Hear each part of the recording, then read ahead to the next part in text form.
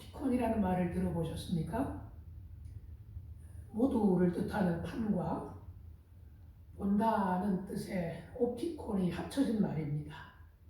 모두를 본다는 거지요. 우리말로는 원형 감옥이라고 합니다. 철학자 제레미 벤담이 제안한 감옥 형태인데요. 중앙에 높은 감시탑에 빙 둘러 낮게 지어진 감방을 내다볼 수 있는 구조입니다. 한두 명의 교도관이 수백 명의 죄수들을 효과적으로 감시할 수 있습니다. 게다가 죄수들의 방은 불이 켜져 있지만 감시탑은 항상 어두워서 감시탑에서는 모든 죄수들의 방을 볼 수 있지만 죄수들은 감시탑 안을 절대 볼 수 없습니다. 심지어 누가 언제 감시하는지조차 알 수 없습니다. 그래서 죄수들은 언제나 감시탑의 감시자를 의식할 수밖에 없으니까 교도관의 입장에서는 최상의 구조인 반면에 죄수들의 입장에서는 최악의 구조도 될 수가 있습니다. 불행하게도 이런 파놉티콘은 감옥만이 아니라 오늘날 곳곳에서 나타납니다. 필요한 경우도 있지만 그 반대 최악의 경우도 있는데 그 대표적인 것이 이른바 N번방 사건입니다. 운영자인 조 아무개는 언제 어디서나 감시할 수 있지만 N번방에 끌려온 사람들은 조 씨를 전혀 볼 수 없습니다. 여자들, 소녀들, 심지어 초등학생까지 끌려와서 신상이 발가벗겨진 채 정보 감옥에 갇혀 살아야 했습니다. 조 씨를 비롯한 몇 명이 시키는 대로 움직여야 하는 노예로 살다시피 했습니다. 오늘 본문은 널리 알려진 말씀이지요. 가늠하다 현장에서 붙잡힌 여인을 서기관들과 바리새인들이 예수님께 끌고 와서 묻습니다. 모세율법에 따르면 이런 여자는 돌로 치라고 했는데 선생은 어떻게 말하겠습니까? 땅에 뭔가를 쓰신 예수님이 너희 중에 죄 없는 자가 먼저 돌로 치라 하시자 고발자들이 양심의 가책을 느끼고 모두 자리를 떠납니다. 그러자 예수님은 여인에게 다시는 죄를 짓지 말라 하시면서 새 출발할 수 있는 기회를 주셨습니다. 먼저 여기 여인을 끌고 온 사람들을 봅시다. 서기관들과 바리새인들입니다. 모두 배운 사람들이지요. 종교 지도자들입니다. 똑똑한 사람들입니다. 공개된 자료에 따르면 조 씨는 정보통신을 전공했으며 또 대학교 다닐 때는 학고사 편집장을 지냈다고 합니다. 편집장 아무나 할 수 없습니다. 똑똑해야 하고 글도 잘 쓰고 논리적이라야 합니다. 학내외 문제나 이슈를 파헤치고 비판하면서도 대안도 제시할 줄 알아야 합니다. 또 조 씨는 사회봉사도 꾸준히 했다고 합니다. 이 정도면 훌륭하고 인정받을 만한 젊은이 아닙니까? 당시 서기관들과 바리새인들은 백성들의 존경과 사랑을 받았습니다. 서기관들은 율법을 가르치는 교수님들이었고 바리새인들은 하나님 백성은 이렇게 살아야 한다 하며 본을 보여주던 사람들입니다. 그런 사람들이 오늘 어떻게 행동하나요? 3절을 보세요. 여인을 끌고 와서 가운데 세웠습니다. 데리고 와서가 아니라 끌고 왔습니다. 가운데 세웠습니다. 저들 앞에 여인은 이제 인격체가 아닌 구경거리일 뿐입니다. 표준 세번역 성경이 이 구절을 잘 보여줍니다. 간음을 하다가 잡힌 여자를 끌고 와서 가운데 세워놓고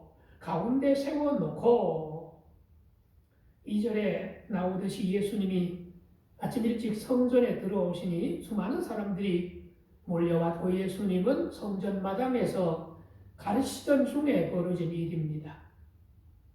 불구경보다 재미있는 게 없다는 말도 있지 않습니까? 지금 여기 모인 사람들은 남성들입니다.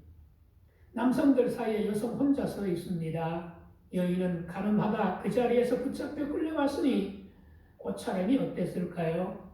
게다가 이 여인은 쓰러지지도 못하고 한가운데 서 있어야만 합니다.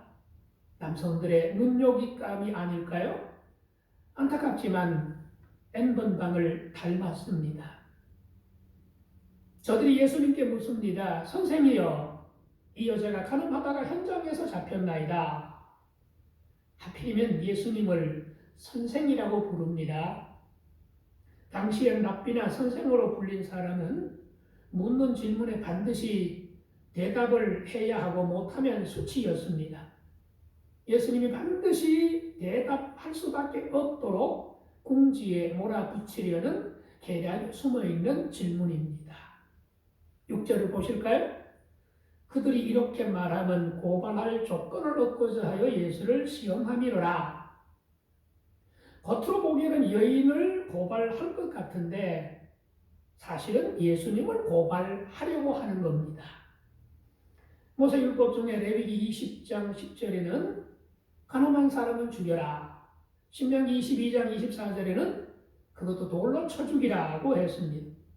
만약 예수님이 율법대로 돌로 쳐라 하신다면 예수님이 그동안에 가르치셨던 말씀과 어긋납니다. 원수를 사랑하고 용서하라 하셨거든요. 게다가 당시 이스라엘은 로마 식민지였는데 사형 집행권을 로마가 가지고 있었습니다. 만약 예수님이 돌로 치라고 하시면 살인 교사죄에 걸리고 로마에 대한 반역죄인으로 몰릴 수가 있습니다. 반대로 용서해라, 덮어주라 라고 하시면 하나님의 말씀을 거역하는 신성 모독자가 되고 음란을 조장한다는 소문이 날 것이 뻔합니다. 참으로 이럴 수도 없고 저럴 수도 없고 치밀한 계산을 하고 저들은 여인을 끌고 왔던 겁니다. 그러니 저들은 여인의 죄를 문제 삼는 것이 아니라 예수님을 범법자로 고발할 확실한 근거를 확보하기 위해 이 여인을 이용하고 있는 겁니다. 자, 왜 저들은 예수님을 이토록 미워하고 있는 걸까요? 지금까지 누구도 저들을 비판하지 않았습니다. 모두 존경하고 부러워했습니다. 그런데 예수님은 그런 저들의 가식과 교만을 여지없이 드러내셨습니다. 책망까지 하셨습니다. 그러니 저들에게 예수님은 눈에 박힌 가시요 하루속히 제거해야 될 원수였습니다. 간음죄는 현장에서 잡아야 유효했다고 합니다. 그렇다면 저들은 간음 현장을 미리 알고 있었을 수도 있습니다. 또는 걸려들기를 기다렸을 수도 있습니다. 저들은 하나님의 백성들에게 본을 보일 뿐만 아니라 죄를 짓지 않도록 가르치고 또 거룩하게 살도록 도와주어야 하는 사람들입니다. 그런데 걸려들기를 기다리고 있다가 붙잡아 끌고 왔던 겁니다. 자, 이제 우리 예수님을 한번 만나보겠습니다. 본문에 나타난 예수님은 어떤 분이신가요? 첫째, 예수님은 적극적인 변호사요, 보호자이십니다. 여러분 아시는 대로 예수님은 누구보다 거룩하신 분입니다. 간음에 대해 얼마나 철저하셨겠습니까? 그럼에도 이 여인을 두고 정말 너 간음한 것 맞느냐 묻지 않으십니다. 확인하지 않으셨습니다. 그렇다고 간음을 인정하신 것이 아닙니다. 여인이 한 일을 다 알고 계시는 것이요. 지금 모든 사람들이 이 여인을 구경하고 있다고 했습니다. 여인에게는 그야말로 고통입니다. 반면 사람들에게는 타인의 고통에 지나지 않습니다. 인정하고 싶지 않겠지만 우리 인간은 타인의 고통을 은근히 즐기는 감정이 있다고 합니다. 이것을 심리학 용어로 샤덴 프로이데라고 합니다. 켄터키 대학교의 심리학 교수인 리처드 스미스라는 분이 만든 용어인데요. 이걸 우리말로 쉽게 옮기면 쌤통입니다. 곧 남의 불행은 나의 행복이라는 말이죠. 내가 별로 좋아하지 않은 연예인인데 잘 나가던 연예인이 무리를 일으켰을 때 나도 모르게 쌤통이 작동합니다. 그리고 기세 등등하는 회사 동기가 추락합니다. 또 얄미운 친구가 사사로운 불행을 만났습니다. 쌤통이지요. 우리를 무시하던 중국에서 코로나19 바이러스가 창궐할 때 은근히 그 봐라 이놈들 하는 쌤통이 있지는 않으셨나요? 도쿄올림픽 경기가 결정되자 안타까움보다 쌤통이라는 생각이 먼저 들지는 않으셨나요?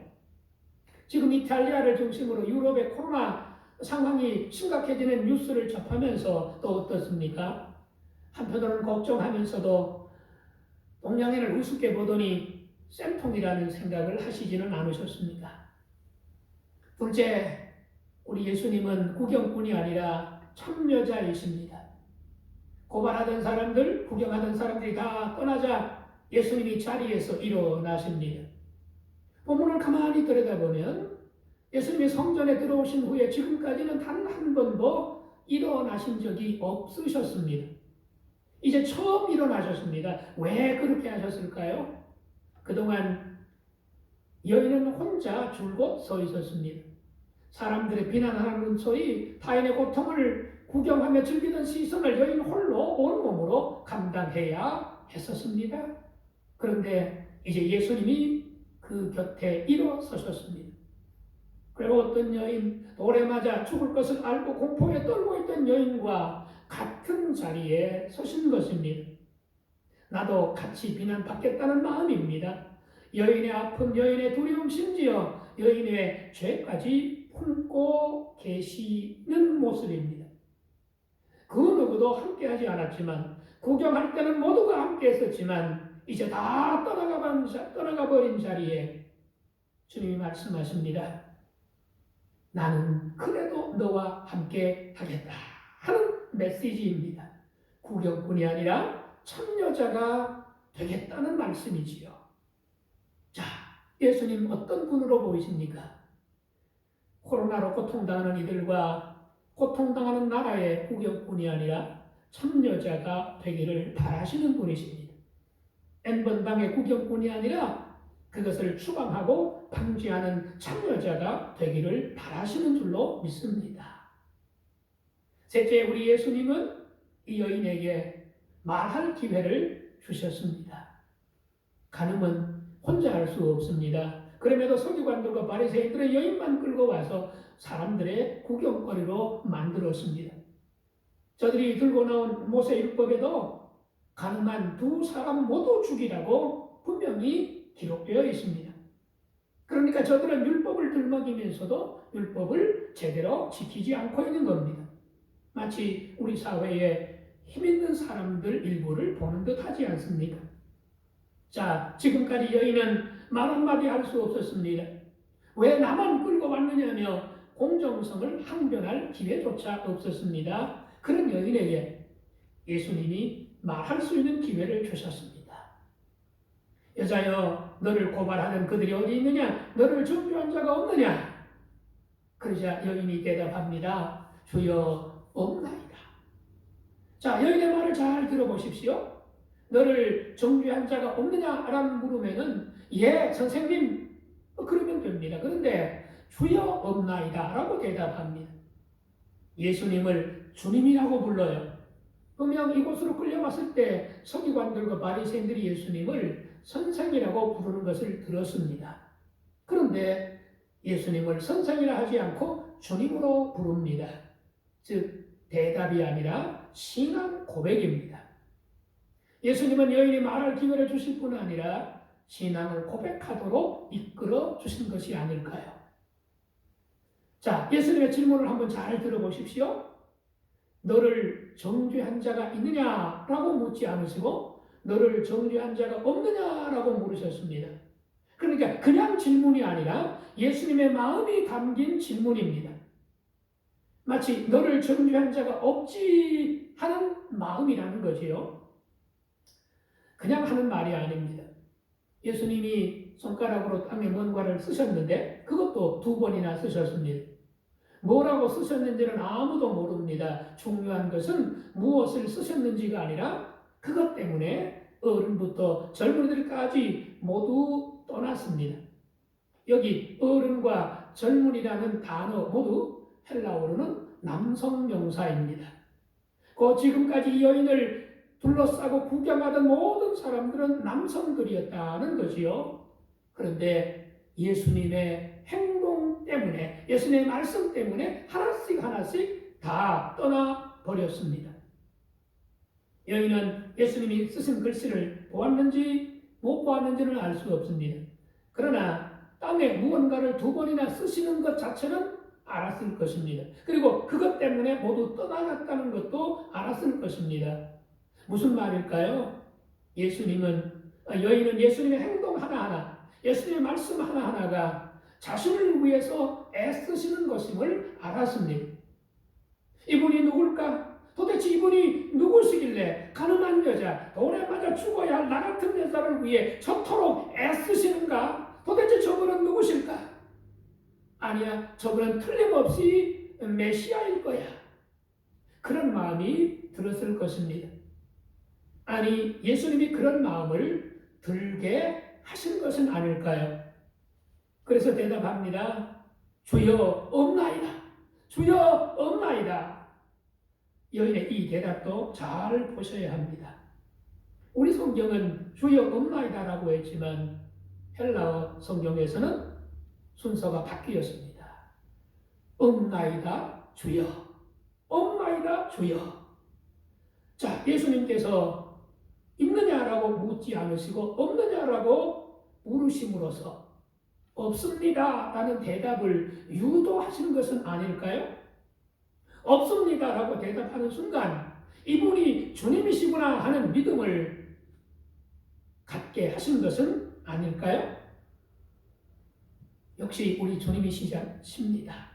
정죄 받아야 할 여인, 돌에 맞아 죽어야 할 여인을 막아 쓰신 주님이십니다. 품어주셨습니다. 함께 하셨습니다. 그리고는 신앙 고백까지 이끌어내 주셨습니다.